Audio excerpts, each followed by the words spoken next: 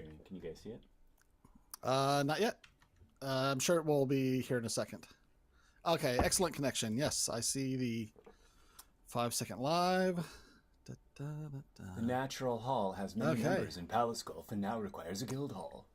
It must be built and fully furnished. Jeez. There we are. Nice. Okay, so if it's cool with you, let's take the first few minutes here, maybe 15, 20 minutes, and just quickly run through and have surface comments on the roadmap items. That way I can take that part and get it out like tonight or tomorrow morning as like an extra. Yeah. And then we'll start our regular one. We might even make it a shorter one than normal, but basically going in depth on it. And this poor guy who sent in that email that we've been putting off for a month, 2 episodes, we're going to be putting off one more time.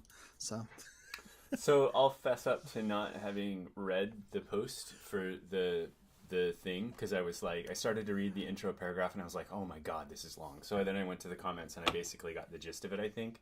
Yeah.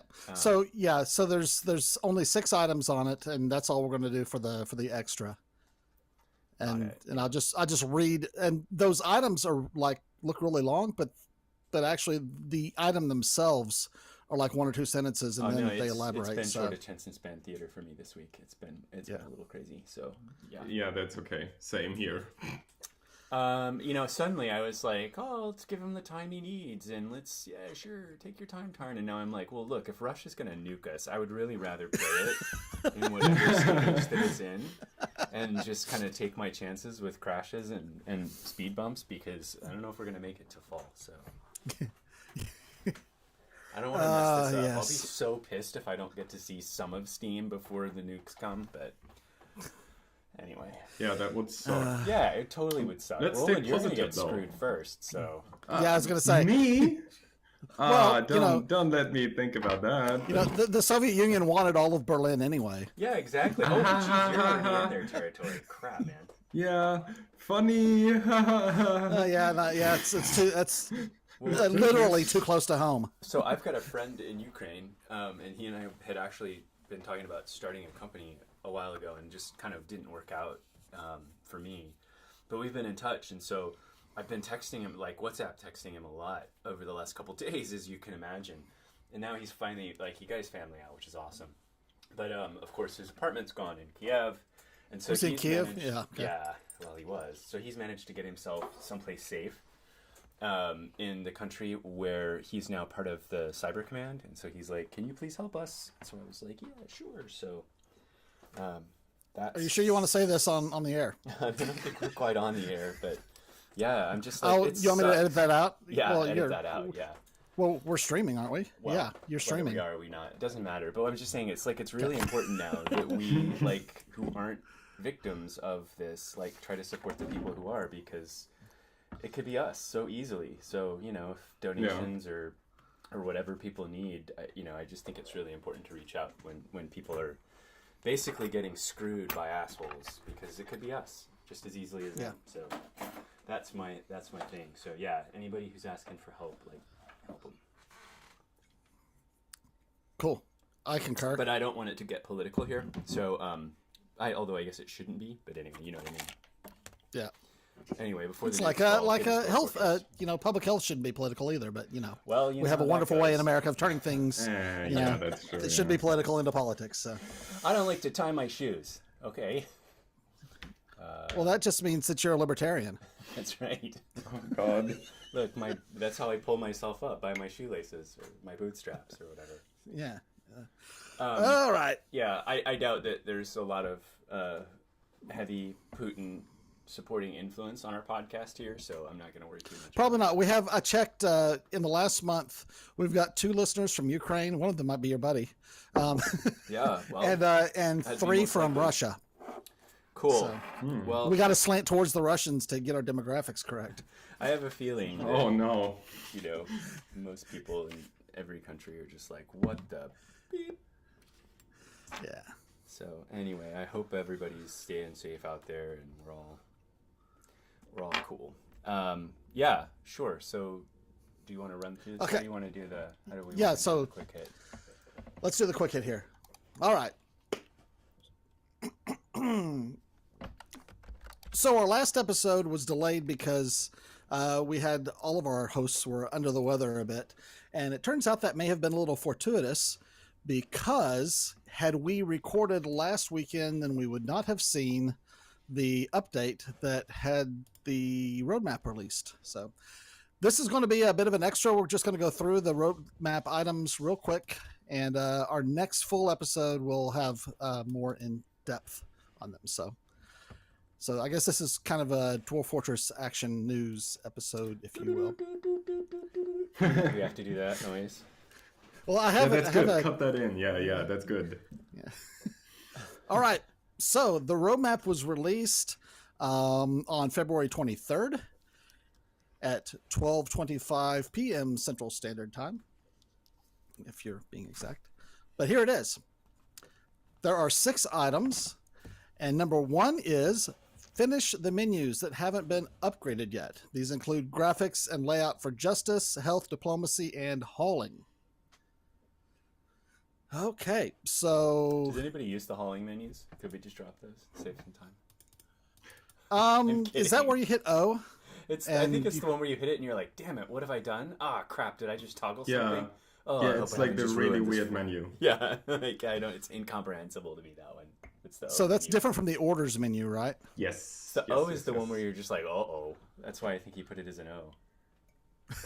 Well, no, Oh, I no. use all the time because I always tell my dwarves to go ahead and clean up outside because I don't Yeah. like all the crap in left everywhere. That's true. Yeah, the O menu is you're allowed to touch this, but not that. And then there's like this incomprehensible alien screeching menu that I like. Wow, what is this? What happened?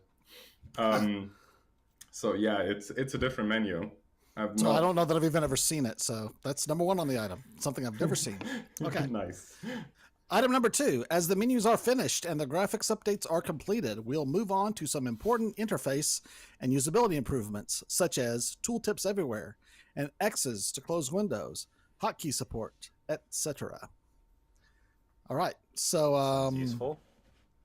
Very yeah, nice. that's going to go along with the windows that they've created, that like the pop-up windows that aren't, I guess, menus themselves. Because right now, whenever you go to a menu, it typically takes up the full screen. Well, no, that's Yeah. not true.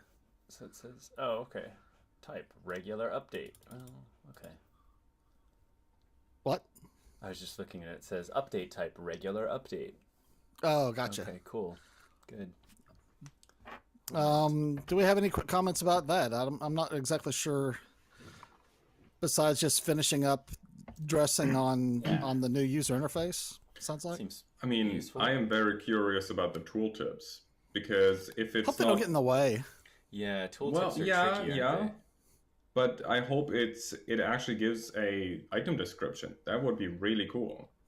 they? Well, that would be cool. You know, Maybe. if you hover over an axe and it just doesn't say like steel axe, but actually gives like the entire item description. That would be really, really cool. Pull it from Legend Yeah. or whatever. If it Maybe, has so a long as it story. doesn't pop up. There's a code editor called it's Microsoft Visual Studio. The tooltips in that always get in the freaking way. You're like Yes, they do. looking with your mouse, you float over a variable and or anything, and it pops up a tooltip that covers up other code, and it's even hard to click because. But yeah, It tooltips helps. are tricky. Make you a stronger programmer. It tests your frustration limits in real time. It makes you turn off Like real tooltips. time. Yeah. It's like, well, this is you need to learn it. It's like a life preserver. It might not always be there. Learn to swim. All right. So item number 3. At this time, of course, we've been fixing old bugs and making new bugs and fixing them. And here we'll need to focus and spend some quality time with them so that we have as smooth a launch as possible. Yeah. So bug fixing. Yeah, so here's where I think they haven't quite realized what they've got at their disposal, which is to say the Steam early release. And I think one of the coolest things about Steam early release is that you can put your code out to thousands of basically beta testers who are willing to pay you to beta test the code. and you can get a lot of feedback, and you can basically get, you know, lots of bug smashers out there, you know, for free for you. Actually, for even better, for you get paid. And, you know, that seems to be something that I think could help them, because you know, one of the things I would imagine with being a 2-person dev shop is, you know, playtesting is probably not, you know, like what, they just have Zach doing playtesting, right? Like how much could he really cover, even though I'm sure he's thorough. It just seems like a way to distribute the work in a very easy kind of way, where then you're able to get free, you know, free beta testing basically. Well, you can never have one person do acceptance testing, because that one person does things in a particular way. Exactly. And those particular things get tested. Yeah. But the other ways, you know, don't. Even though it's not a failing of the person, it's just the way human beings are. Well, exactly. And if you think about it, like I've probably hit the J key maybe never intentionally when I've played Dwarf Fortress. I've never once hit the J key intentionally. I've hit it unintentionally a few times. What's it do? Yeah, exactly. See, it's the job list, so you can go down and you can see who's doing what. That thing. Yeah. So I'm never gonna hit that. So if that had a game-breaking bug in it, I would never find it if it were just me testing. But yet, I will be willing to place a bet that, you know, somebody like Tekud, or, you know, one of those other players out there who are kind of doing 3D, 4D chess in this game, use that kind of stuff regularly. And so, you know, maybe Zach does, maybe he doesn't, but I think we've all got our kind of way of doing things. And so I just think the more people doing things in their own way, the faster you get to some of these bugs. Well, you get the bugs out. You know, you have to fix them after. Yeah. That is. Now, the downside is that it could end up generating so many bug reports that Tarn and Zach can't stay on top of it. And it ends up adding more fuel to their fire. I don't know that that's going to be that big of a deal, because I mean, they may actually have a different added new bug reporting system, but right now through Bay 12 Games they have the bug list, and all of the players who are playing, you know, report bugs and upload saves. So well, I guess I would just offer that as a in case you haven't thought of it, this might be helpful without fully understanding the consequences of like what that could mean for them, because we don't really know how they actually do the work that they do. I wouldn't want to slow them down, but I wonder if it could help speed them up. That's I guess as much as I would say on that. The only thing that I want to add to this is I hope that we still see the bugs, because cats getting drunk because they clean themselves after getting sloshed with alcohol was hilarious. Yes, right? I mean, part of the love that we have for the game, I think, comes through the bugs. Like, think about this last round where the children would mount the parents and then ride them to death. That was an amazing bug. That was truly... That was really nice, yeah. That was a really, really... That added to my experience as a player. I'll just say it. You know what I mean? It just... What is it? Some artist said something like, imperfection is real. And I just feel like there's a lot to be said for that. It definitely gave it a kind of a soul. You know? I don't know. It just... Yeah. I suppose this is also a big reason why the entirety of Dwarf Fortress is basically banned from no context quotes on Reddit. Because it's too easy. Yeah, it is. It is. Bugs equals emergent gameplay. Yeah. So it's like we don't, you know, I'm sure KitFox has their, you know, regression testing and all this kind of stuff that they do, or, you know, maybe they don't. I don't know what kind of I don't know. it is. I don't know if it's like I don't know how involved they are with that. Yeah, they might just be a publisher. Well, they are a dev shop, but I think that in this case they maybe fulfilling the role of publisher only. Okay, so definitely. We'll go deeper into item number 3, and we'll probably take up most of the episode for our next episode. But item number 4, we're not sure what level of Steam Workshop will be needed for modding support, and it needs investigation. That's fair enough. I'm very curious. Yeah. Fair enough. TBD on that one.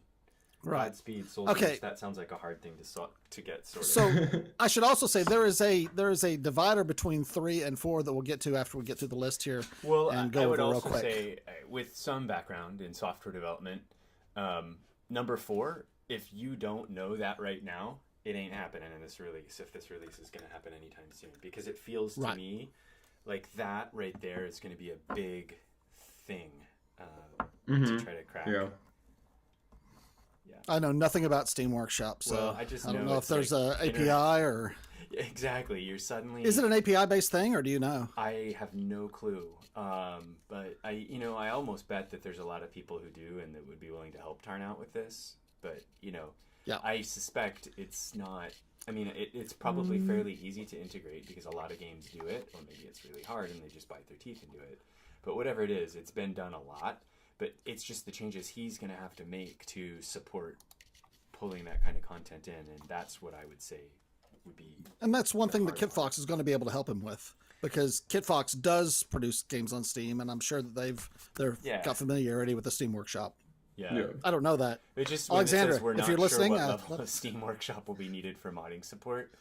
We're not sure means we haven't looked at it. Oh, that's true. Good point. That means we know it's probably going to be a lot of a hassle, and we haven't had a chance to think about it yet. So, I mean, that's honest. That means means that we have just been putting off KitFox's messages about this. Well, yeah, it's like it's also probably I have a feeling it just requires the most amount of messing in a non-standard way with the code that they haven't done before. And so there are ways that people mod Dwarf Fortress right now, and those probably won't cease to exist. So if people could, cool it a little bit on that one, I feel like that's something people would be willing to wait for, because it's not like you don't have the ability to mod Dwarf Fortress. You just have to do it a different way until they figure out how to make it, Steam Workshop-y. So it's like ultimately this will be a pretty awesome thing, but maybe for launch or early access. Do I want to just say that again? It doesn't matter. Like, everyone will be cool. This is also going to tie into number 6 here in a couple minutes. But okay, so number 5, the old ASCII version has other game modes: Adventure Mode, Legends Mode, and Arena Mode. We've made significant progress on Legends Mode, but we haven't done anything with Adventure Mode and Arena Mode yet. So that's number 5. Adventure Mode and Arena Mode. Do you guys... I have used it once. Yeah, same. I hit the option on the menu, saw it, and thought, I just want to play Dwarf Fortress, and went back to Fortress Mode. Yeah, I mean, I think the one person that would probably have some interest in that would be Krug Smash once a year. Is it Arena Mode that he actually uses for his Splatterface? I'm pretty sure. Okay. I mean, I haven't watched this year's Splatterface, but I think that's what he did last time, and he had done some he mods the Arena Mode, so because of course he does. and the whole gladiator tournament is also in Arena Mode. But exactly. I touched it twice, and it actually had nothing to do with Dwarf Fortress, because I made a character for a completely unrelated pen and paper RPG, and I just copy pasted the description text of him into that thing. Right. So I don't have to write it myself. You know what I mean? Yep. It's an RPG maker for you. Yeah, it is. It is. I mean, technically, you can just use Adventure Mode as well, but same thing. I feel like that one I would back burner. What about Adventurer Mode? I was trying to find the... Oh, I heard a cat. Oh, did you? Mm-hmm. Is it soap season? Oh, in my household, it is always soap season. Oh no! No, that's not true. That's not true. The cats run the fortress here. Sorry, what did you ask, Tony? I was it also says Adventure Mode, so I suspect that one would be more popular as a excuse me, I've got to go spray a cat with water. Hold on. Okay, sure. That's how you get the soap nice and soft. No way. I can hear the water spray. It's so funny. That's how the moisturizing happens when you make the soap. You gotta keep the cats moist at all times. That's how you know you have a good microphone. I'm across the room spraying out a doorway, and you can hear the cat meow, and you can hear the water come out of the. It's very nice, yeah. I feel like I'm there. But okay. So Adventure Mode, yes, yeah. I have played Adventure Mode 3 times, I think. maybe 4. If I remember it correctly, so that's probably a no. There was a questionnaire on the subreddit some time ago, like a long time ago, and most people, like 60 to 70%, if I remember it correctly, play just fort mode. So only a very few people actually play adventure mode at all, and there was almost nobody that only played adventure mode. Yeah. So I think yeah, it's the kind of thing that's like you want to play it, and then you do play it, and you're like, wow, that didn't really go the way I wanted it to go. yeah. Well, we had a few episodes, a few streams where we streamed some adventure mode. We should probably do that again because I did enjoy that, but I think I enjoyed the company of you two pointing out to me the things to do more than the game itself. Yeah. Does that make sense? Yeah. Like a bit of backseat driving actually makes adventure mode a lot more enjoyable. Yes. I think so, yeah. I concur. Because it takes 3 brains to be able to figure out the interface. That's also true. Oh my lord. Yeah, the amount of time it took me to realize that my spider character actually had 6 usable arms for doing things was far longer than I wish to admit to. I was like, oh my god, of course he's got 2 shields because he's got 6. Anyway, yeah, it's really interesting and complicated, and I think if you imagine, like, it requires you to have a good imagination, and then people with good imaginations can kind of imagine how amazing it would be if it were super easy to use and like, Yeah. you know what I mean? Like, it would be truly incredible to be able to have open world RPG in that game. And Yeah. It's like this one meme, like the girl sitting at the desk, like daydreaming and like being happy about it, like thinking about adventure mode, and then she is like crying while doing her homework, and that is playing adventure mode. Totally. I agree. It's kind of like people's vision of what the metaverse is very much like Ready Player One, but what it actually is more like, I don't even know, garbage basically. So How do I breathe? yeah. My guy died of suffocation because I didn't hit X. Oh no. Yeah. Well, the thing is, Dwarf Fortress's uniqueness comes in Fortress mode because there are, and I'm struggling to come up with the names of them. I know that Cataclysm is one of the open world roguelikes. Yeah. Then I think that's like a zombie apocalypse roguelike. And there's a couple more. Wow. There's one that is written by an English professor, a professor from the United Kingdom, I should say. Oh boy. Is it called I will insert. No. Oh, okay. I guess I was getting confused. Oh boy. Not Ultima. It's like Latin. Ultima Online. No, That was no. old It sounds school. like it though. I think he's American though. That guy wasn't he? Richard Garrett. Like It was Latin. Huh. roguelike. Latin roguelike. Ultima Ratio Regum. I'm sorry, I've never what? heard of that. Ultima Radio Regum. You can't Anyway, call your game Ultima post that somewhere? in this universe. So go to okay. So I will put the link to this in the show notes. I'll also put it in the Discord for the podcast topics. It's Ultima spelled like Ultima, then Ratio Ratio Regum, and it's a open world roguelike from Mark Johnson. But my whole point is there are highly detailed open world roguelikes out there, which is what adventure mode is in Dwarf Fortress. Of course, it's set in the same universe as Dwarf Fortress, which is awesome. But the uniqueness of Dwarf Fortress, to me, doesn't come from the adventure mode. It comes from the Fortress mode. Agreed. So. Well, I can go. I'm interested in checking that out. Yeah, Ultima it's Ratio Regnum. Yeah, it's Great. it. If you listen to Roguelike Radio. There's a podcast called Roguelike Radio, and wow, it's been a while since I've name checked that, because I used to do it every episode. Yeah.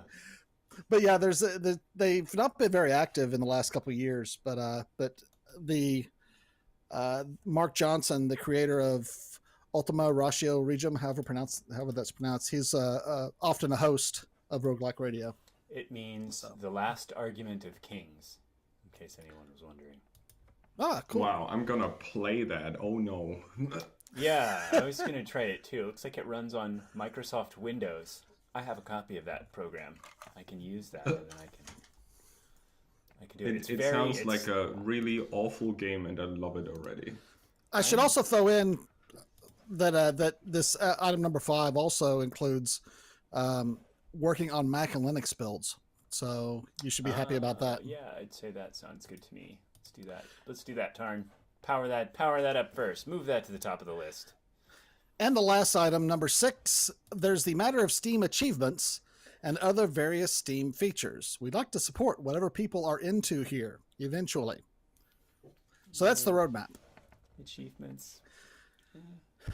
Yeah, now, I'm actually curious about the achievements. Okay. Are we talking about like the community set achievements that we already have, like setting an elf on fire, killing a goblin with a civilian, killing a forgotten beast, breaching into the caverns, stuff like that? Because that would be very interesting. Yeah. your first gaining of a baron, which, by the way, my current fortress is a barony, my first one. Hey, all right. Yeah, I know. Okay, so that's the roadmap, and I do want to say that after item number 3, which is the bug fixing one, so finish the menus, update the graphics, usability interface, the X's and tooltips and stuff, and then fixing bugs. The developers have put out the question to the community, what do you want us to do at that point? We could either hold off on the release of Dwarf Fortress on Steam until all 6 of these roadmap items are done, or go release after items 1, 2, and 3 without the Steam achievements, the workshop items, or adventure mode, and adventure mode and Legends mode. Wait, no. We made significant process. let me start that over. So they are asking the community on whether they would like. Oh, help me out, Tony. Yeah, they want to know: do we wait and boil the ocean and then release, or do we take a cup out of the ocean and give it to you one cup at a time? And I guess I am definitely of the model of thinking, don't let perfection get in the way of being done. And I think there's a lot to be said for that with software development. And the Steam community is already pretty open arms embracing of that kind of software development. Very rarely do new games that aren't like AAA titles land fully baked. Most of the games that I have and play regularly are early access. And I think that's one of the cool things about Steam is that for software developers, it kind of lets them release stuff that's not finished yet so they can kind of, pay themselves, because that's pretty neat if you're writing software. But at the same time, it also gives them an ability to get feedback in real time from players and help build that player base, which I think can only make things better. And then it also gives the sense of a really active project when updates are coming, even though they're minor and incremental.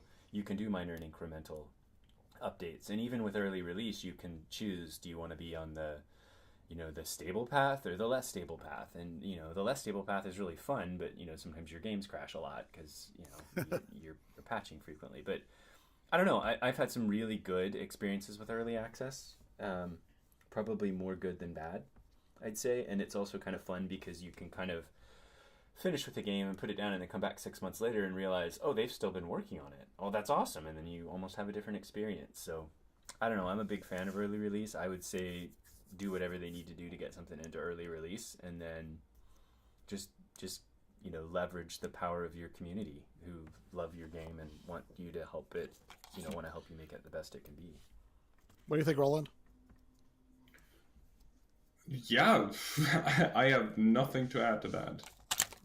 So Kit Fox and Bay 12 Games are actually asking the community what the community would prefer they're asking for input, of course. Mm-hmm. The community isn't going to make the decision for them, but the choices are release probably sometime this fall or so after doing the first 3 roadmap items, or hold off on releasing until the entire roadmap is complete, whenever that may be, which, sounds like, given the roadmap items, that could be 2 more years. Yeah, I was going to say fall for the first 3 is pretty,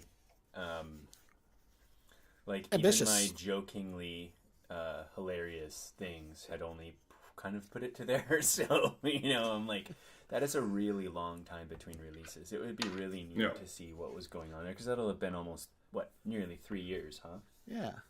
But we have a pretty nice listener base that may not have, how should I put that? We have a pretty nice listener base. Now, let me put that again a different way. This is going to be edited the hell out, right? We have a nice listener base, and Kit Fox has asked us basically for our opinion, and we would like to hear our listeners' opinions. So send us an email at urist@dfroundtable.com, and I'll tally up the opinions of our listeners, and I will feed that information back to Alexandra at Kit Fox Games, the community manager at Kit Fox. So yeah, send us an email on whether you would like to see it released possibly this fall incomplete, or if you'd rather have them just wait and release it after it's complete. So yeah, urist@dfroundtable.com. All right. So have you guys got anything to add for this quick hit? I don't think so. I'm excited to see that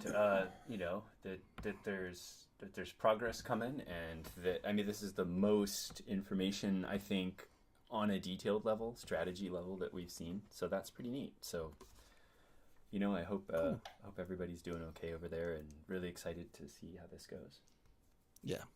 All right, so we'll get into this more, I'm sure, in our next episode. But until then, we'll catch you all next time. See ya. Bye. Okay, so now, here's a question. Do y'all want to call it early here so Roland can eat, and then we can meet again on this next coming Sunday and actually sit down and do a full episode after we've had time to digest this a little bit more, pun not intended? Or would you like to go ahead and do a regular episode now and talk about this a little bit more deeply? I'm indifferent. I can go either way. I'm open to either. Yeah, I am open to either. Roland is being tortured by his family. They are eating food just out of his reach. Yeah, it's okay. It's not the first time. It's not gonna be the last time. So you should bring him in. Let's do you an should episode. bring him in, or take the recording device to the table. Hell no. To get your family's feedback. Hell on no. this. Roland, what does your dad have to say about this?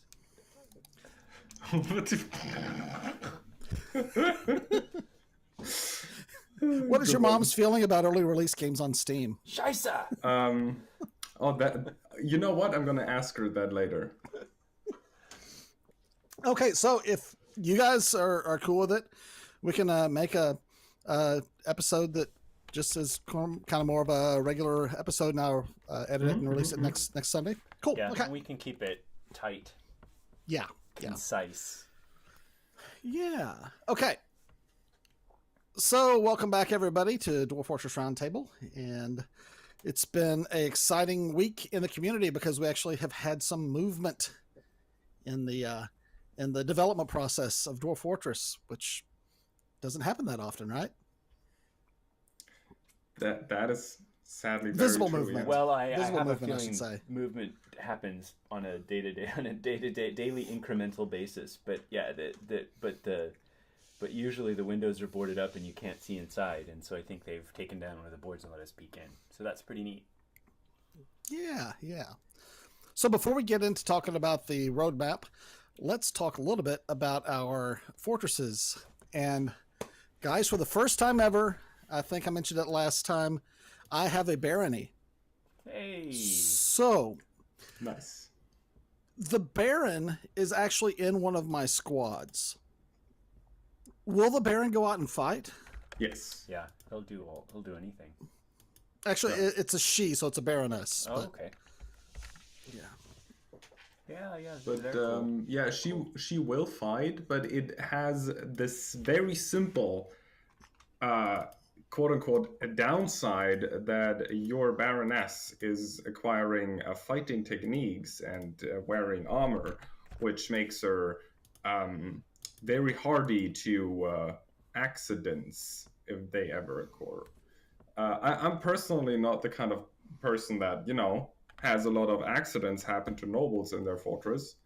But I've heard that's a thing. Oh yeah, you hate nobles. No, not really. I mean, I roleplay with them, but that usually also means that if there is a noble that I really dislike, then I kind of have to live with him. But let's just say that if something happens and, we see his life slowly spiraling downward, I'm not going to catch him.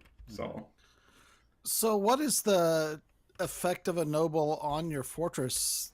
How is it different from, your mayor or any other, I said noble, a baron or a king, royalty? Well, there's not really a difference. Like, the rest of your dwarves will live just like they lived before. The baron is not like eating more or drinking more or whatever. They're not speeding up production or happiness or anything really. All that happens is you get one special dwarf that thinks they're hot shit and does one like a better room than anybody else. So it is like the mayor. And a mausoleum.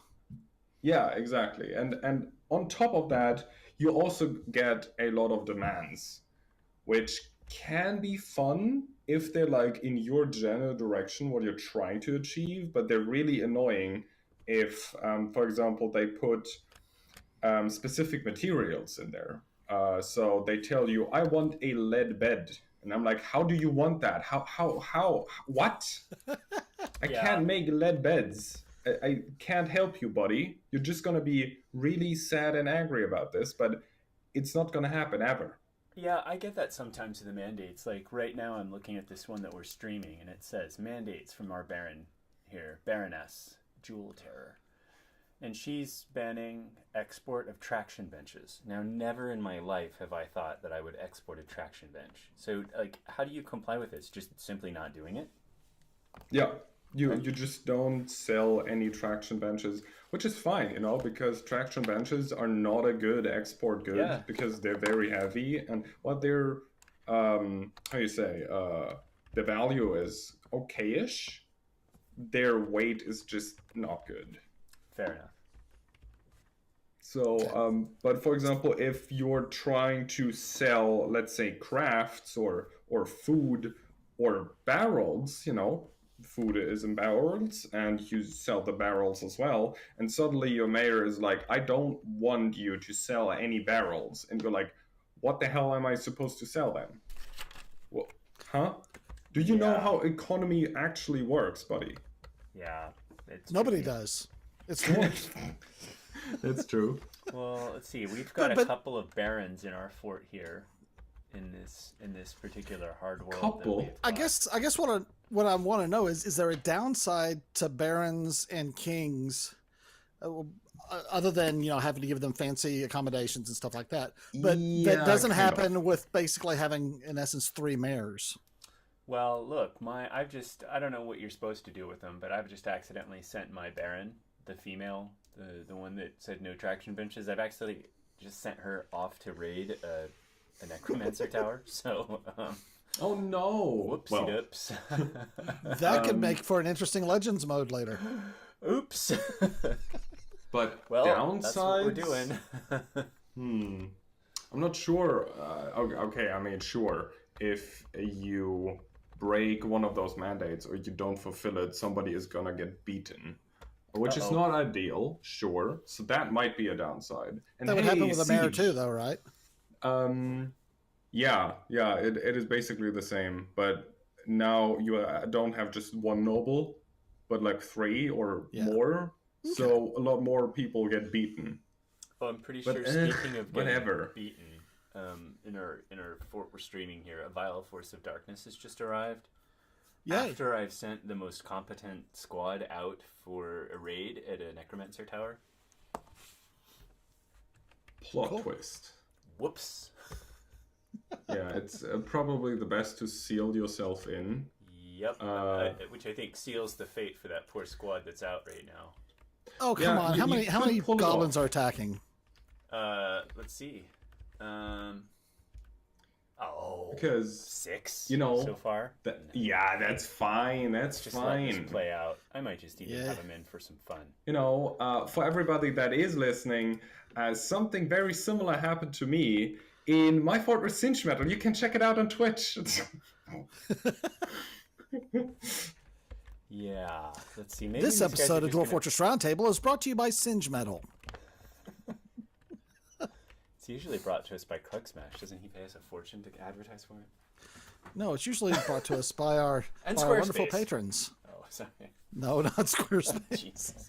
Okay, back on track, people. Yes. Sorry. All right, we're just gonna go fight these guys head on. Look at them. Look at these fools. Yeah, it's just a few. You're gonna be fine. Although I think this is Iron Hand, the tile set, or which one's the one that this is Iron Hand, isn't it? This tile set that we're using. It's really good, isn't it? Mm-hmm. I really like this one. Look at I've been using it for a while. Those goblins are really cool. Should we? I haven't tried Vetlinger since he's updated. I want to try Vetlinger's new one. Oh yeah. Is it in the lazy pack now? Because when it comes to doing it on by myself, I'm terrible at that. I don't think so. I'll have to check it out. So. All right, we're coming for a thwacking here. I'm sending our squads in, guys. See if we can manage this. So while our goblins and dwarves are fighting and dying on the stream, have either of you had any other fortress interesting items that have happened over the last couple of weeks?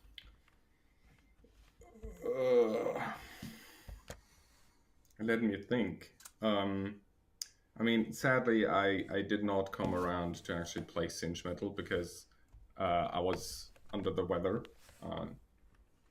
But no, actually, goddamn. Very sad. Yeah, okay. I haven't played very much. Certainly not as much as I wish to be playing these days. But no, I haven't really done too much. I had a fort with a king, and I was really excited about it, and then I screwed up and killed the king by accident with my drawbridge. Oops. And then I just couldn't face that world anymore, so I retired it. I was just testing the drawbridge out. I was just testing it. That's all I was doing. And the king just happened to be in the wrong place at the wrong time. Oh, boy. And enough people saw it happen that you know how that goes. So here's what I'm curious about. So I have this squad of 10 dwarves that I have asked to go do things, like kill the goblins. And so far, one of them has come out. This guy right here, which seems to be flashing a well, is a wrestler, so he's going to die. So should we watch? We can probably watch this guy go into battle by himself. What is that flashing a well thing? I've seen that before. I don't know what that indicates. I think it's just probably I think it's something that the tile set doesn't have a tile for. He died pretty quick. Yeah, so everybody died really fast there. And the others really aren't coming. So it's interesting, isn't it? I don't know what I've done wrong. My guys are kind of crappy. Well, we've got lots of dwarves. Let's just keep throwing at them. Throwing dwarves at them. Throwing. This guy says he's a competent spear dwarf. Congratulations. Hey, as long as you have like a surplus of armor and weapons lying around, you might actually kill those goblins with a lot of attrition. Well, it's going to be a lot of attrition, for sure. How many people you got in your fortress? Well, I'm going to send the milker out, because if the milker can't do this... we've got 138, so I've got a lot of dwarves to take down. This is you're not an undead fine. siege. This is not an undead siege. So if in an undead siege, that's like one undead versus a fort of 250, you're screwed. We're not doing great here.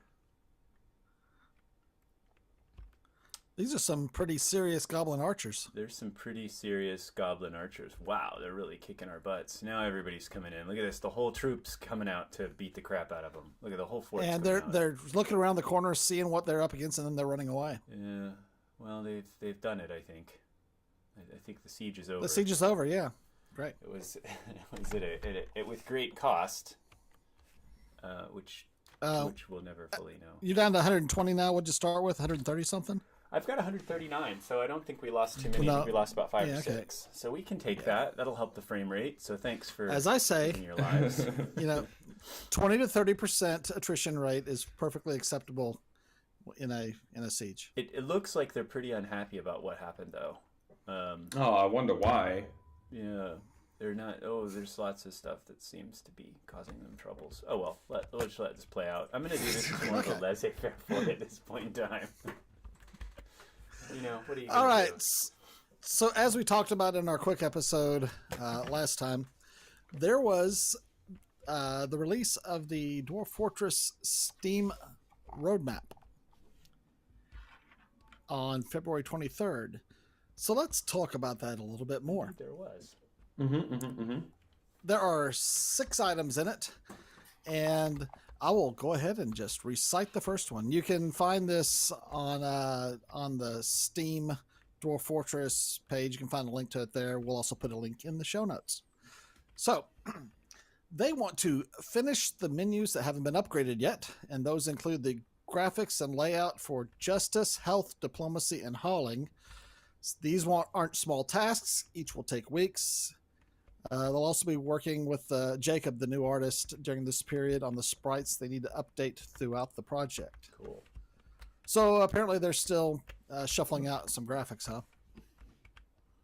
Yeah. That had to have been a big hit on the dev cycle, because I suspect. I guess it was just a restart. Yeah, because I guess they had to pull it it all. might have been. If they were busy using those other graphics, or they'd made a lot of progress. Who knows? Do either of you know?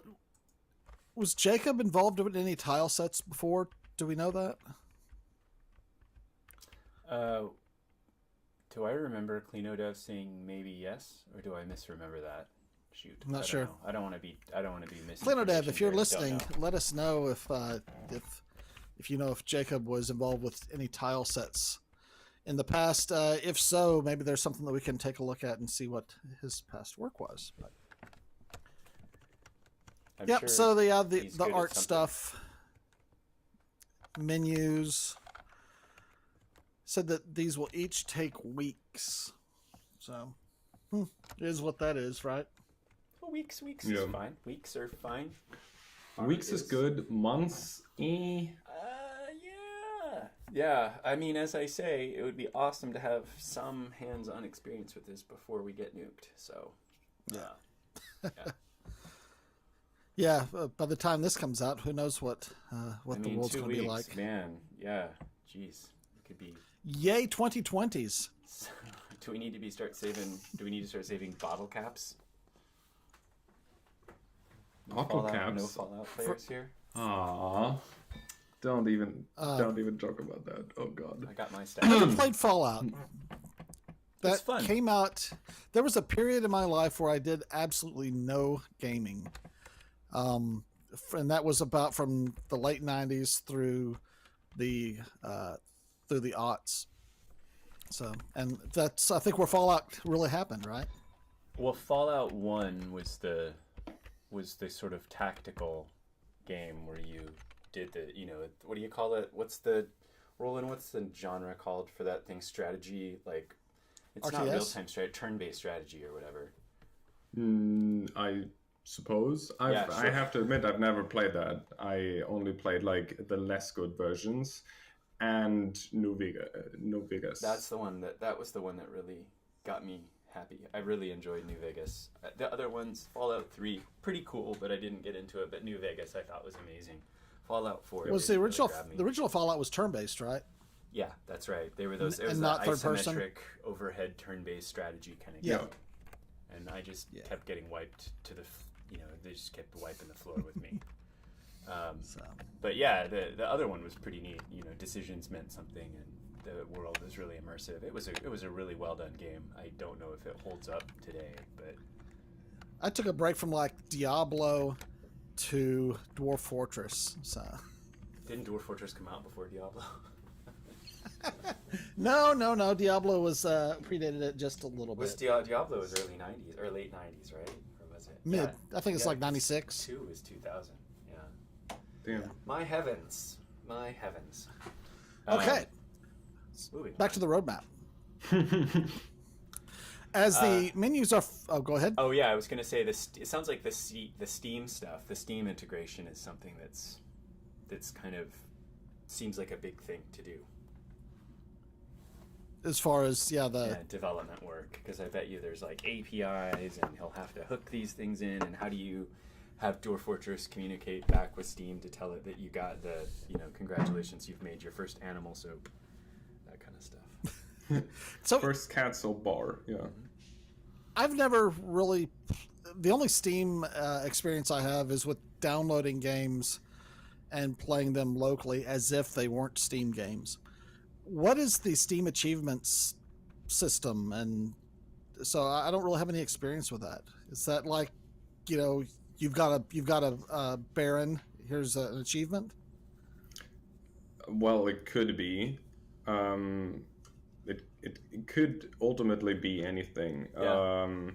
From ranging from, oh yeah, you embarked, wow, goddamn, to breaching the caverns and slaughtering your first Dralta or something. The question is just how impossible it is for the development to like a link part A, like the in-game act, to the Steam achievement.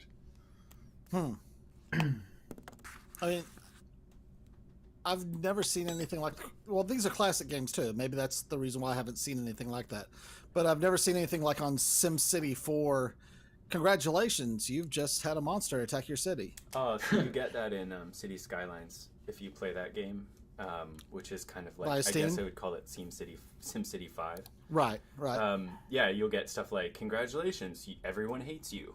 Like that's an achievement. Nice. It's like you can be the most hated That's mayor, or you can, congratulations on winning your first sports season. Like they've got a whole bunch of those things that are achievements that you can pull up and see. I'm not very good with them. Or for example, one of the games that I personally really enjoy is like a space age civilization simulator called Stellaris. And you get achievements like, oh yeah, you created a new universe. You wiped out every single sentient life form and replaced it with robots. Here, thumbs up, buddy. It's called Solaris. Stellaris, yeah. Oh. Tekken says, achievement unlocked. You killed all 7 of your dwarves with an aquifer. Right. Oh yes. no. It's one of the hidden achievements, yeah. Oh, there would be Exactly. hilarious achievements. I mean, it could be really, really funny. For sure. So do these things get recorded in your Steam account? Like you go Yes. see your Steam achievements? I was just Okay. trying to see what I've done in my achievements, but I'm not. I mean, Good enough they're to ultimately figure it not out. really useful. If you get like a rare achievement or something that is funny, you can put it on your profile. But ultimately, The it dopamine is. Yeah, like that. It's for achievement hunters. There's also card drops and badges and stuff like that. I don't even all that understand what stuff, that stuff is. I didn't even know I had them until I just looked right now. Oh, look, I got badges. Great. Candy Crush, Dwarf Fortress. Yeah. Yeah, it's something Steam is like a game itself, so right. It's it's a game that I haven't played, but it's okay. it's neat that they're gamifying it. Like I appreciate what they're doing, helping increase engagement. let's see if I look at City Skylines. I was just trying to see if I can find out what I've done with it. I don't really even know how to view my achievements, so I guess that tells you something.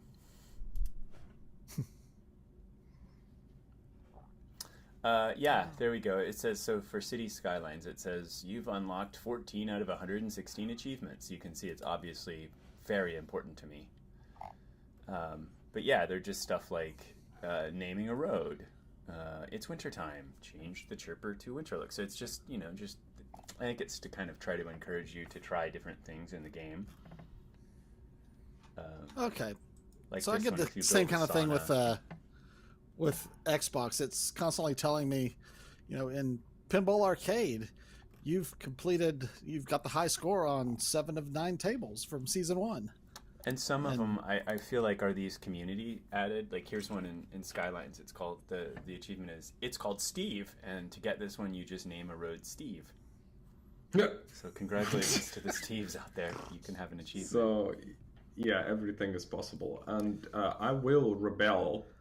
I will put on a full revolution if there is not a single goddamn achievement where I set a sentient being on fire. Yeah.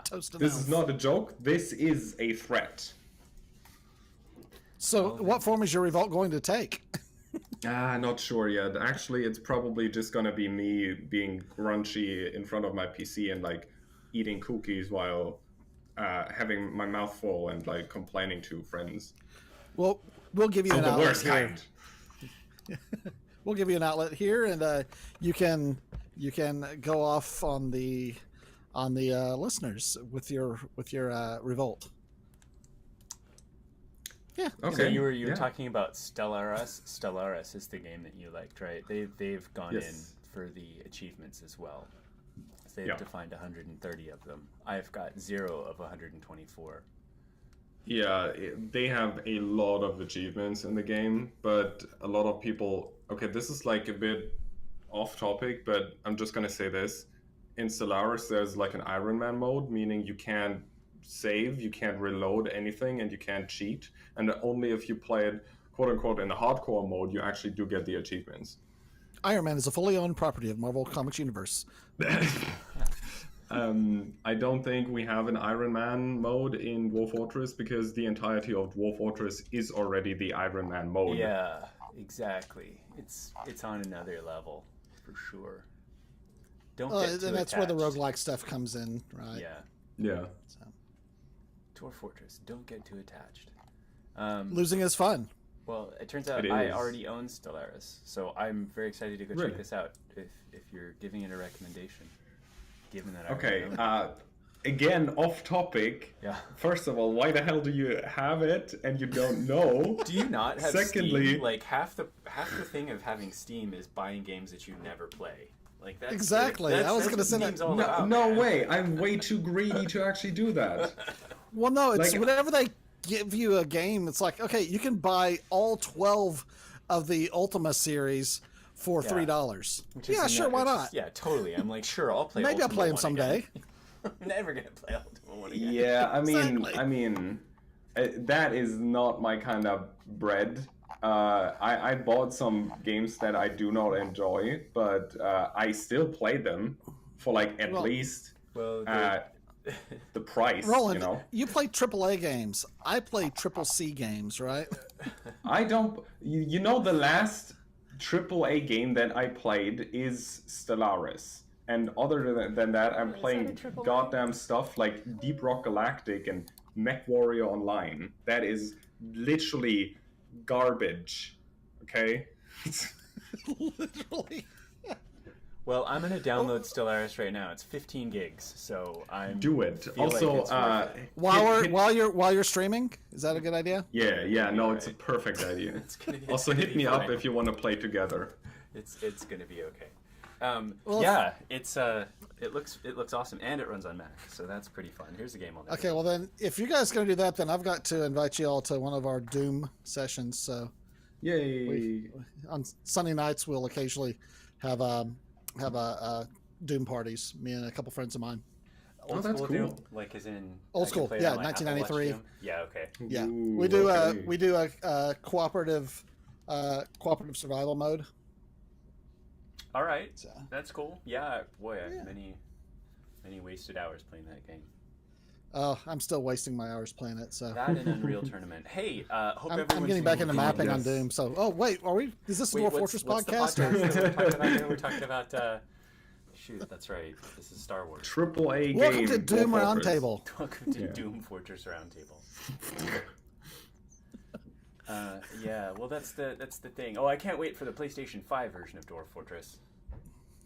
Can you imagine? I'm just sitting here God. trying to imagine how to. Wow, yeah, console. Oh, Steam Deck Dwarf Fortress. How about it? Ugh. I think it might not work very well. Because isn't that it needs a Linux version, doesn't it? I think Steam Deck runs. Well, they're Linux. working on a Linux version, so yeah. No, I think all the stuff on Steam Deck runs. Is No, Linux. well, it does, but it's got the Proton layer that, so most Windows titles work on it. Got it. Slick. Yeah. Well, Yeah. I'm never a version 1 hardware guy, but when version 2 that thing comes out, I bet it's going to be awesome. Yeah. Steam Deck and maybe Dwarf Fortress will be on it by that point in time. Cool. That will be the reason I get a Steam Deck, is to play Dwarf Fortress. Hey, that's how I justified my last PC upgrade. It's like, well, I'll get more FPS. Hey, that by the way, it would mean that you can actually have Dwarf Fortress on the go when you don't own a laptop or have the whole like server thing going on that is like out there. I'm not sure about that because I think it is Linux bound. So What is that? it's like a remote. You play Oh, Dwarf yeah, Fortress as a remote game. Yeah, that I've played that a little bit. You can also play Dwarf Fortress over SSH if you're I have done that. Yeah. if you've got if you just want to be that guy, you can do it. I think it was Tekid who inspired me to do that. So it is Oh, he's very an much enabler, that guy. very much vanilla. He's an enabler. Very much vanilla. Yeah. Yeah. So our dwarves made it back from nourished punches, which sounds delicious. One of our And- listeners. Oh, go ahead. Oh, go ahead. No, you go I ahead. would like to hear about one of our listeners. One of our listeners, Tekid, Oh, said that Proton should handle Dwarf Fortress flawlessly, and he can't imagine any plugins or anything like that blocking it. But that's not the concern for me so much. Is how many keys on your keyboard do you need to use to play Dwarf Fortress? yeah. And Steam Deck is going to have PlayStation / Nintendo / Xbox type controllers. Yeah, I think it's the same reason World of Warcraft never came to consoles. There's just too many keys and buttons. I mean, you're going to be able to big use sad. an external keyboard with it, sure, but that's Nobody wants kind to of not the defeating same. the purpose of the Switch Steam with Deck. a 101 key Yeah. keyboard attached to it. That's kind of lame. Yeah, where is my World of Warcraft on the Nintendo Switch? Huh? Well, exactly. That would be pretty neat. Terrible. Yeah. Yeah, I don't think we'll see it. Hold on, that's oh wow! Oh, sorry, that was a little bit too excited. He's like, I've just found this game. It's online and it's with dwarves and oh my god, it's open world. You should No, check it out, man. It's a new one. But yeah, it's big. we haven't. I don't know that we've met since Microsoft has bought Activision Blizzard. They did, yeah. So now it's a Microsoft Yeah. game. Yeah, That's right. awesome. I'm so excited for what that means because I think it's gonna Yeah, be I great hope they for- fucking kill World of Warcraft finally. Jesus. I don't know. Well, I think I they'll hope make that- it better. Like I don't know. I feel pretty good about I'm it. actually hoping you for make it better by shutting off the server, finally. Let the old man die in peace. And that comes from me, okay? I'm a hardcore World of Warcraft nerd. I literally have a World of Warcraft tattoo. I don't know. Well, what I want them to feel do is to like support the old servers. Yeah. There's a lot of really good stuff they could still do with it, and I just feel like, from what I heard about the way it was to work there during the old regime, it sounds like it was a pretty unpleasant place to be. And so, I think Microsoft's not that. It's a better place to work, from what I hear and read in the news. So I'm hoping that it's like, if you give people a better work environment and and kind of let them get to it, everything's going to get better. So anyway, that's what I think. I feel like there's more hope in it now. So I'm the way that Blizzard had turned. Yeah. It no. didn't sound like it was a good place to work. Like if basically if women are getting sexually harassed daily is what it sounded like from some of the news stories.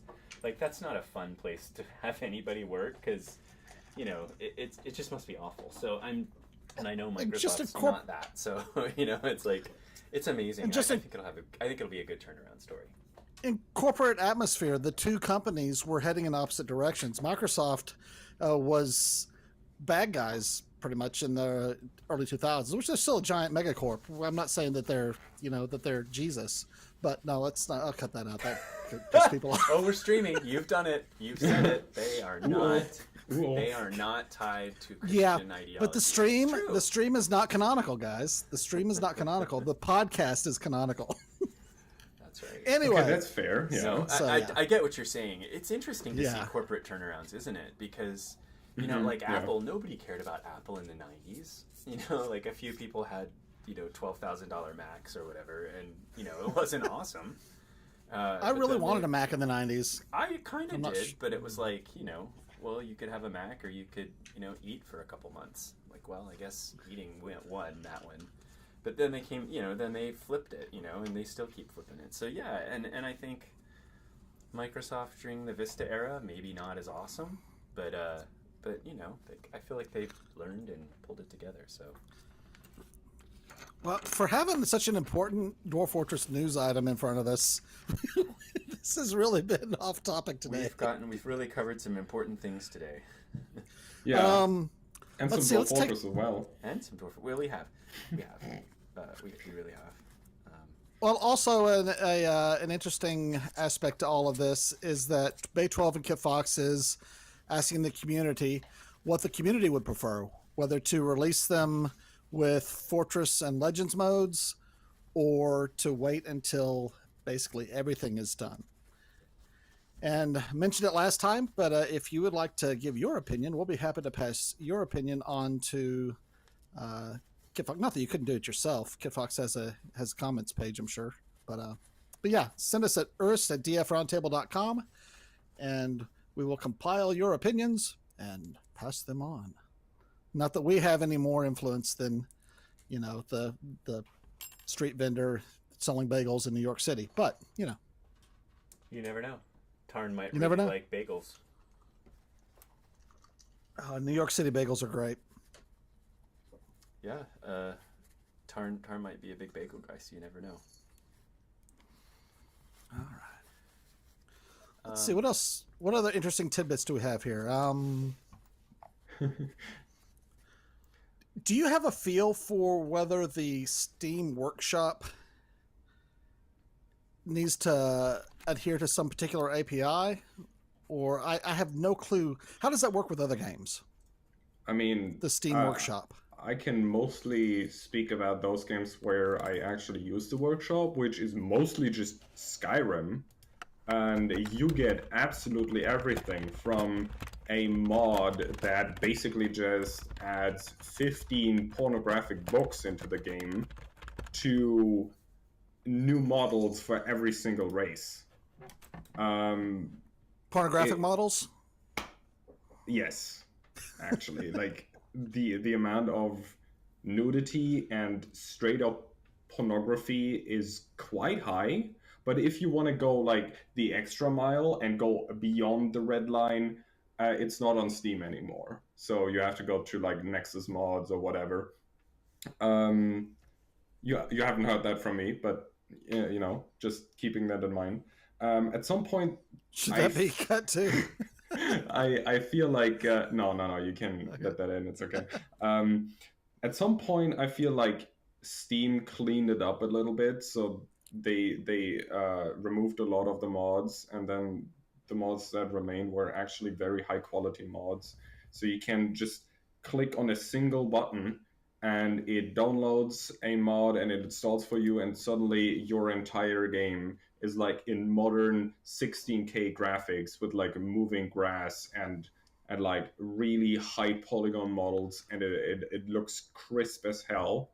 and all you have to do is literally click a single button, while in other games it just changes like the color of paper or something. Who knows, man? Well, I went out to the Steam developer site while we're talking here because I was curious, and they have a huge library of documentation on how to do all this. And so they've got videos from when it was launched talking about embracing user-generated content, and then talking about building your game with user-generated content in mind. And I think, this is from 2014.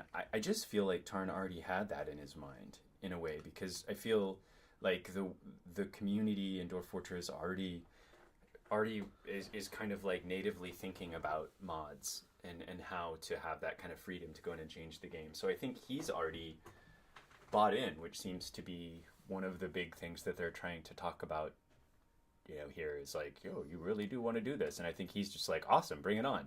So I think that's really cool. And then it's got a whole lot of documentation on how to integrate it, and albeit deeper than I can go because it's more developer focused, and I'm not a developer. But it looks like there's plenty of support. So I feel like when he gets to this part, there will be a lot of documentation, and I'm sure people who would be willing to help him.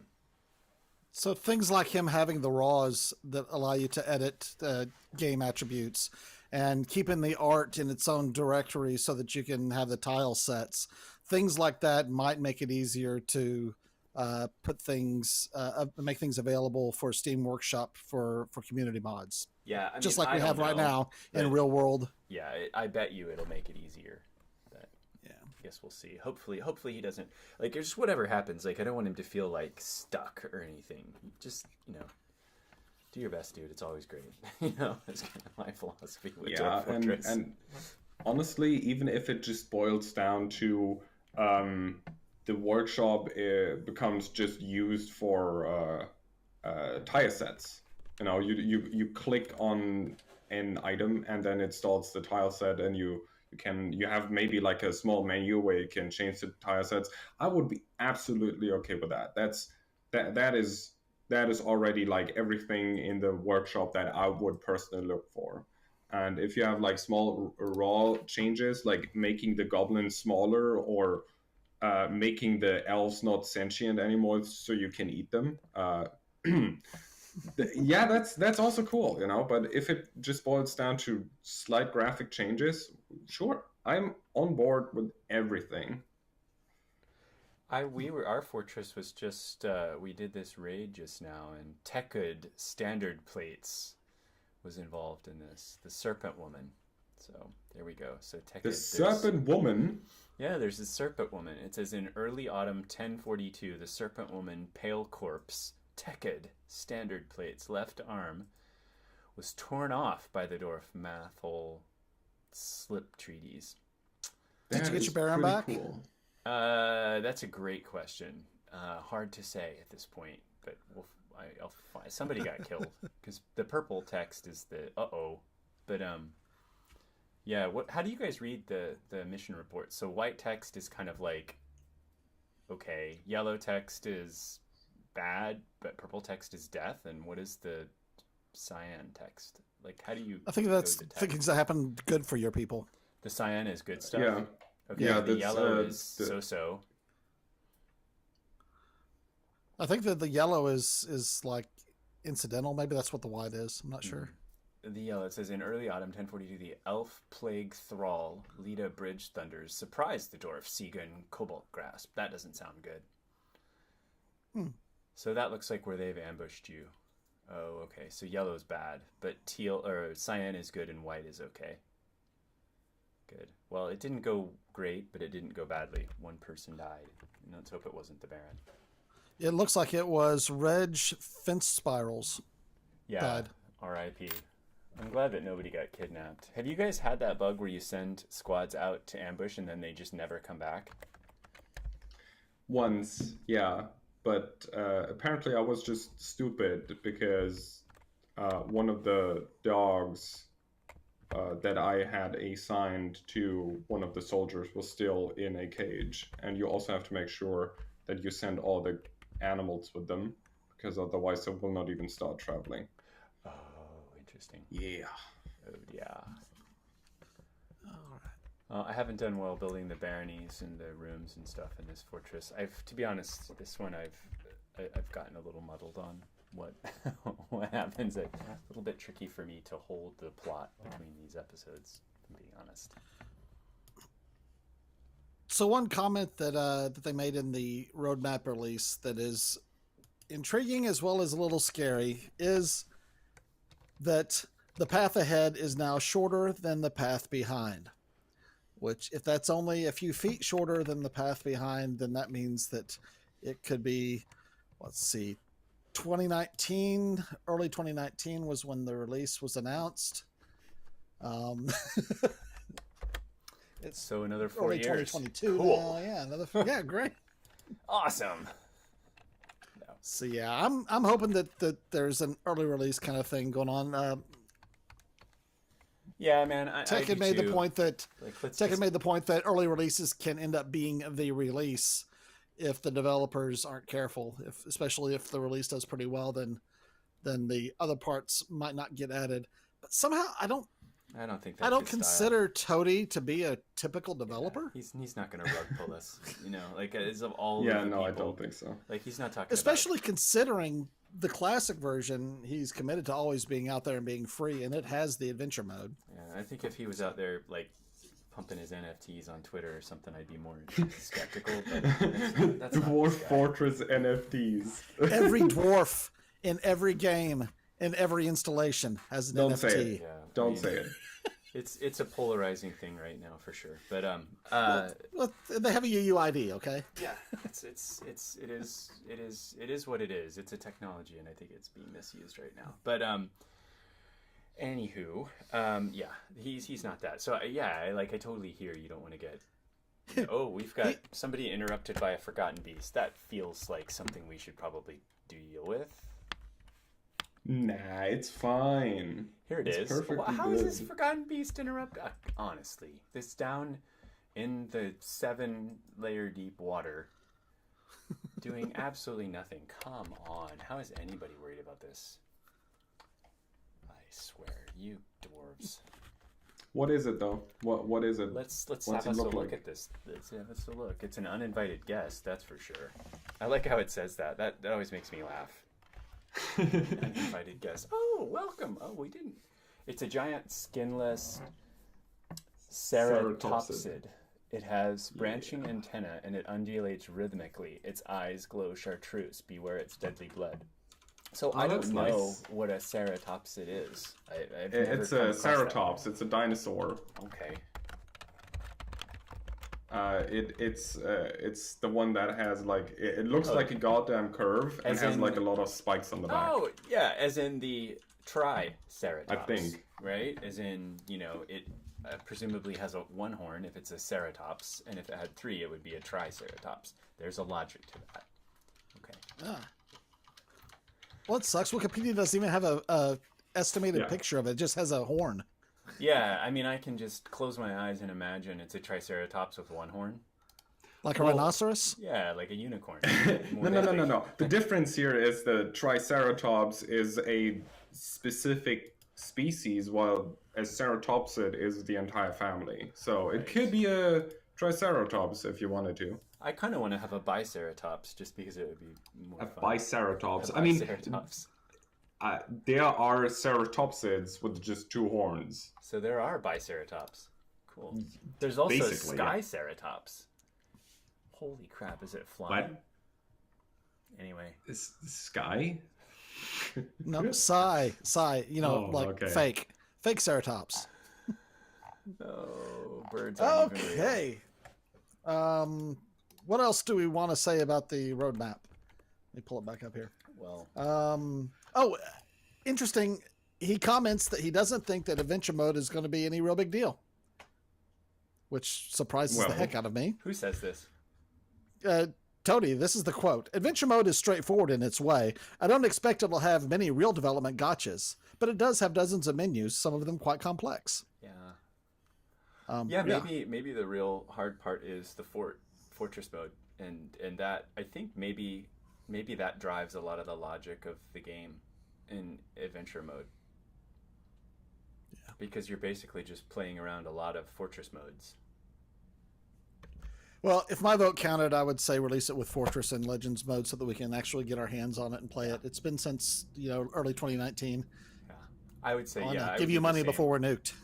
Yeah, it's like just like they did it because they were trying to raise money, which is totally a great thing to do, and I would love to give them money. Like I know I donate, but I would love it if. Yeah, I was gonna say I actually do give them money. I donate to Bay 12 Games, but it would be nice to open up that door to, it would just be really cool. And I think yes, I have my crayon drawing of a dwarf taking a draft from a tapped keg. It's really nice. Beautiful. Yeah, it's framed and on my wall. I'm looking at it now. That's beautiful. Yep. Yeah, I never managed to request that. Okay, guys. We're good. So exciting news. We'll have to see how this list gets updated in the upcoming weeks. And so maybe we'll see it eventually. Maybe. I can't wait. I keep saying that, but I really can't wait. This is going to be great. And that rhymed. And now the rhyme is over. I agree. But I would be fine with no adventure mode in the Steam release and adventure mode in the original. Whatever works for him best. Just give me the goddamn game, please. Yeah. Exactly. Come on. We're cool. Let's just do this. Let's do this. All right. Well, we had planned to answer this looming user question that has been being postponed for now 3 episodes, and we'll do our best to get to it next episode. Or we could just ask it. We swear. We could just do it really quick. Okay. You put me under the gun here. Let me see. That's okay. Let me see if I can find it here. It's on our. Okay. dfroundtable.com. There we are. I can't find it. There we are. Log in.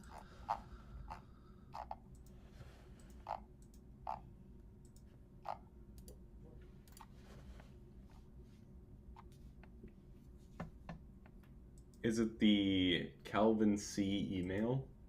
It is the Calvin C email. Okay. I'm trying to find it here. There it is.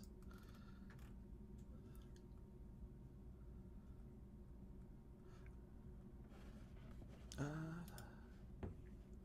look, some migrants have arrived. Isn't that lovely for us? What a bunch of idiots. Okay, so there's a couple questions here. One is from Alexander, and do any of you think the Dwarven economy will be re-implemented in the future? And if so, what kind of changes would you like to see added to make it work? The Coinbase, I guess they call it fiat currency. No, fiat's where it's based on just paper money and no real money. I guess money is... Fiat is just money. And then there's cryptocurrency. Fiat is unbacked money. Other stuff. And, yeah. So, well, what I'm trying to say is the coins release predated my playing of Dwarf Fortress, so I don't know anything about what it was like then. Which coin? Whenever they had coins and tried to actually have an economy based on money. Right. Instead of trade goods. Yeah, well, you can mint coins, but coins don't mean anything really. Yeah, it would be neat if Yeah, you not They anymore. used to, though. Yeah, they if used you to could pay be stuff, that would be cool. But would it? be Because it kind destroyed of, the game. Did it? Yeah, because imagine this. If you have a lot of gold on the map, you have a lot of gold coins. Thus, you can buy absolutely everything. But if you don't have anything to mint coins out of that actually have any worth, you're kind of, stranded. Isn't that the way that Earth works? Yeah, but let's be honest, It's not fun. only because it's real doesn't mean it's fun. Yes, exactly. I agree. Yeah, it is an unfun thing to do. Yeah, from that perspective, maybe it's okay. And maybe these dwarves, they don't really care about coins. It's just... But But ultimately, I want to say that I'm okay with no coins being in fort mode and you can just trade items. But I would really enjoy having like a coin system in adventure mode. I'm Yes. aware it really doesn't work that way, but I feel like going around as an adventurer and like because I still do it. You know, if I play adventurer and I stab somebody, I loot them for coins. The coins are absolutely useless ultimately, but except for like throwing. But hey, whatever. But I would really like to do that. You know, like getting the coins from an enemy you killed and then going into the next town and buying stuff with this because you just found money. And then you're broke again because you spend it all on like beer. I like the idea of being able to have coins and play with coins in adventure mode. I think that's really neat, but I can imagine how that would be near to impossible to implement given Yeah. the way the game works. Because if fortresses aren't can't rely on their currency to trade, well, what would that mean? It would be like, my jewel terror might mint some gold coins, but those might not have the same value over on the other side of the map in those worlds who've minted silver coins, because gold doesn't matter to them. You know what I mean? I think it suddenly brings in all of the unfun dynamics of the real world, like foreign exchange trading and arbitrage and automatic market makers and all those things that are just Yeah. miserable and unfun to people who aren't like financial people. So I think it would break it. So I think it's just a tougher problem to solve. What he would Follow need to me. do, I think what he would need to do to start with is to actually implement a functioning barter economy that actually is an economy. Because right now we have what kind of looks like a bartering economy, but I really don't think the amount of goods that you produce in your fortress, like if you produce 62,000 figurines of some particular dwarf, I don't think that affects the price of those figurines in other fortresses. So I Yeah, think that's Yeah. that but if you could first implement an economy such that the things that you produce actually have an effect on the economy of the world at large, or at least your civilization, that's the first step, I think, to actually implementing a working like coin-based economy where you have money rather than barter goods. yeah. Hmm. I do kind of wish that that could happen because right now all I have to do to get everything that I need to trade for is mine some jewels, have some craft dwarf make all kinds of rock crafts, and then decorate them with jewels. And I've Yeah. got plenty of money to get anything that I need from any of the caravans. Well, I think this is a cool idea, but I also feel like it's a Pandora's box. And I think that's what they found out last time whenever they yeah, tried to implement it and then took it out after a couple of versions. yeah, I agree. I think cool idea, Pandora's box. I think in order to do it, you'd have to dumb down a lot of the stuff in the game, which I feel like is kind of a bummer. Or you'd have to get super super in the weeds about how the different currencies in the game would work and who can mint them, and I mean, my goodness, it just feels complicated. All right. Thanks, Pass. Alexander, for the question. Calvin sent an email, uh, and this is the question that we had postponed our last episode. He asks what our typical embark strategies are, and what jobs and skills do we always jump on first, last, or never at all. So, Roland, how do you start with a? And we've covered this, I think, before in a past episode, but it's been quite a while since. So let's talk about it again because mine have changed. Well. What is the last embark that I did? I mean, I use one of the um like lazy noob pack embarks, and I changed it a little bit. I really can't remember what the original name was. For me, it's just called my embark now. Um, but you get the basics. You get one woodcutter, you get two miners because I usually have a lot of mining to do in the first few years. Then like a woodcrafter. No, the woodcutter is also the woodcrafter, and then I have a quote unquote dedicated soldier that is has like some fighting skills and some masonry skills. for the reason when I embark in a dangerous area.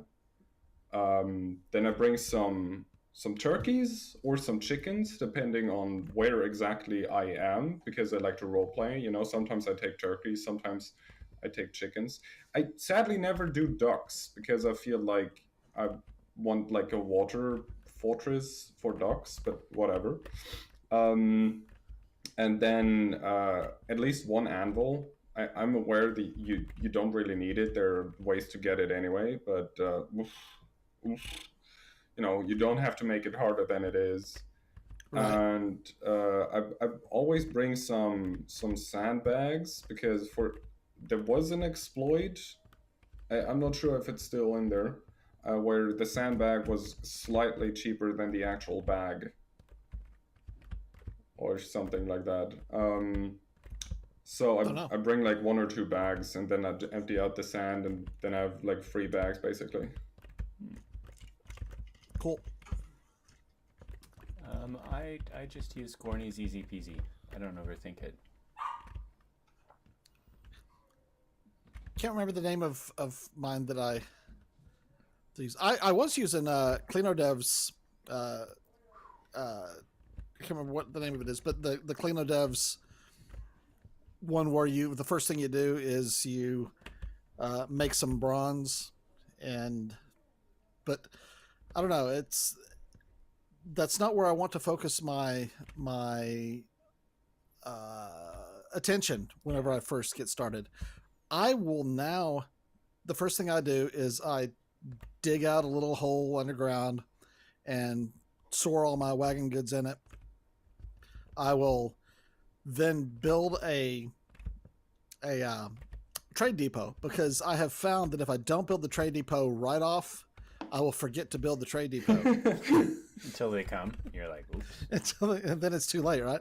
Because they don't say, hey, we need you to build a trade depot so that we can land here. It says they have passed you by because you don't have a trade depot, you idiot. It's a little harsh, isn't it? Then I'll build a mushroom farm, and then I will start working on walling off, building some stone blocks so that I can wall off my trade depot. Because now, like from Tony's suggestions, I now always build my trade depot above ground, and I fence around it.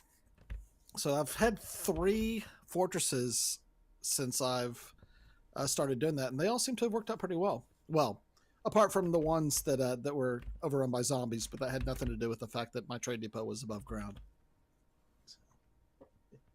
Sounds totally reasonable. What do you folks never mess with? What aspect of the game do you just not pay attention to?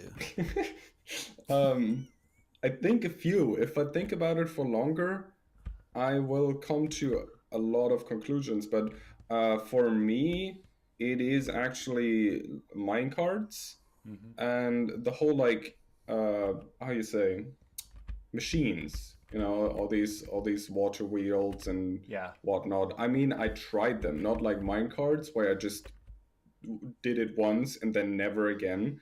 I sometimes do it, but ultimately I ignore it because I haven't even built a pump in the last I don't know, 10 fortresses. Not a single one. Yeah, I feel like the game doesn't really reward you enough for the effort that it takes to do it. So, you know, like other games like Timberborn or whatever, which is another kind of base builder, you really get to a point in developing the civilization where you have to develop power and you have to do those things, otherwise you kind of get stuck. And I don't think it is that.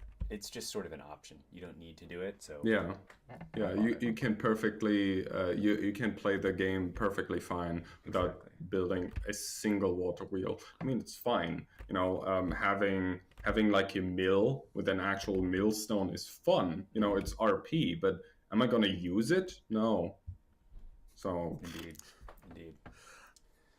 If the pump stacks weren't such a pain to make, gosh, yeah, then I would think that the pump system and the water wheels of the pump system would be rewarding enough, because I love waterworks and I love the idea of waterfalls. One of the most rewarding things that I've done in my fortresses is the time that I put the waterfall spraying down into my temple, and I built the waterfall such that it drained from basically without any pumps. It just flooded. I took a channel off of a river and drained it down into a hole that sprayed into my temple that was like 7 levels deep. And below that level, it drained into another room that ended letting it leak back out off the map. So that was wonderful, very rewarding. And I do want to do things like waterfalls, but the pump stacks, they are just such a pain in the rear. Mm-hmm. It would be great if he could have a pump stack building, something like I don't know, something like a machine that was, instead of having to actually build the pump and then a little room to contain the water for the next level, if you could just stack pumps one on top of the other without the additional construction, it would make it so much more worth the trouble. Yeah, right? or like a pump that actually pumps from as far below as you want. That would also be okay with me. I mean, that's, a lot less effort. Even if you have to build pipes down, like just build so many pipes down until you hit whatever you want to pump, and then it just takes forever to actually pump it upwards. It would be okay, You can balance it out with either you need power to actually use it, not just a dwarf or whatever. Mm-hmm. But that would be okay with me. I could then actually use pumps. Here's an idea also. Have it such that if it's powered by one water wheel, then it can pump, maybe 2 levels above its current level. It can basically force water up if it has a channel to force it into. And then you add more water wheels and be able to force it higher and higher. But right now you got to build that pump stack, and it's such a pain. Mm-hmm. Yeah, I agree. Yeah. All right. Well, should we cap it there? Let's go ahead and cap it. Thanks so much, Calvin C., for sending in the question. And if you would like to send in a question or a comment or just say hi, Urist at dfroundtable.com. That's URIST at dfroundtable.com. I like the little glockenspiel ding there. Yeah. Yep. I guess that's what happens when you don't silence your devices before you record your podcast. You can silence them? Whoops. Silence what? I don't know. Beg your pardons. Okay, so exciting times. Again, if we don't end up with World War III, then maybe we'll have some wonderful Steam-based dwarf fortressing to do here in a few months. Indeed. Yes. We can keep ourselves warm next winter with this game. Hopefully it's not a nuclear winter. And enjoy the beautiful spring weather. Well, at least there would be snow. But yeah. That's not snow, that's fallout, man. Same thing. It tastes good on the tongue if you catch it. It's fine. It's okay. Spicy. Mm-hmm. Mm-hmm. All right, guys. All righty. We will catch everybody next time. Thanks for listening to Dwarf Fortress Roundtable. And until next time, happy fortressing, people. Perfect. Yeah, all bye. Right. It's time to kill the stream. All right, I'm stopping recording. Alrighty. All right, cool. All right.